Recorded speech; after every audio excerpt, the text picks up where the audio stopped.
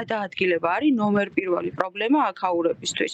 ანუ ვერსად ვერ მიდიან. სოფლამდე მისასვლელი გზაც გასაწმენდი იყო რამდენიმე დღის განმავლობაში.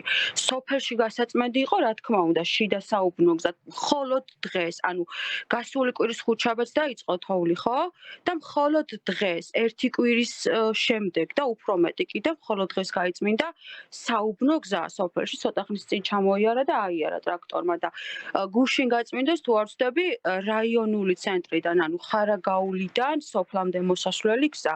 აქ ხშირად ისმის ხოლმე, რომ მთავრობა ხო არ გადაუწმენდსო სახლის სახურავებს და ეზოებსო მოსახლეობასო. არა ბატონო, მთავრობისგან ამას არავინ არ ითხოვს, უბრალოდ ადამიანებს სურთ, რომ სოფლამდე მოსასვლელი გზა იყოს გაწმენდილი, ვინმეს რომ დასჭირდეს სამედიცინო მომსახურება, ვინმე რომ გახდეს ცუდად და ჩასვლა რომ გახდეს ხარაგაულში საჭირო, ამის საშუალება არ იყო მთელი 3-4 დღის განმავლობაში.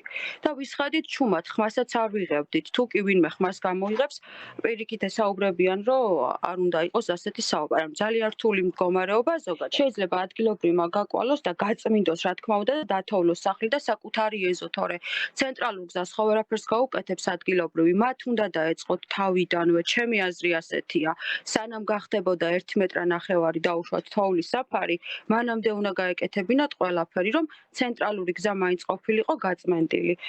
რაც შეეხება ტექნიკას, ახლა მეც როგორც თქვენც ვეცნობოდი ხარაგაულის მუნიციპალიტეტის მერის ოფიციალურ ინფორმაციას და რამდენიმე ერთეულ ტექნიკაზე მიუთითებდნენ, რომ გასული იყო და მუშაობდა ეს ტექნიკა, მაგრამ ძალიან ბევრი სოფლებიდან ისმის იგივე ჯგუფებში ინფორმაცია, რომ გაყვანული არ არის გზები და უცნობია სად მუშაობდა ტექნიკა.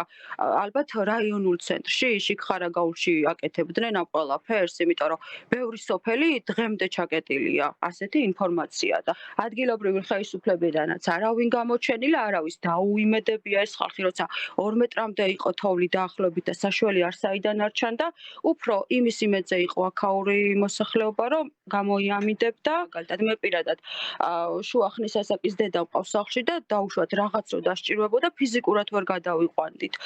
თუმცა გვერდზე სოფელში მქონდა გუშინ ინფორმაცია, რომ ვიღაც იყო ცუდად და ტრაქტორი იქეთ გაუშვეს პირველ რიგში, რომ გზა გაწმენდილიყო, თუ სასწრაფო დახმარება იქნებოდა საჭირო, რომ იქამდე მიეღწია.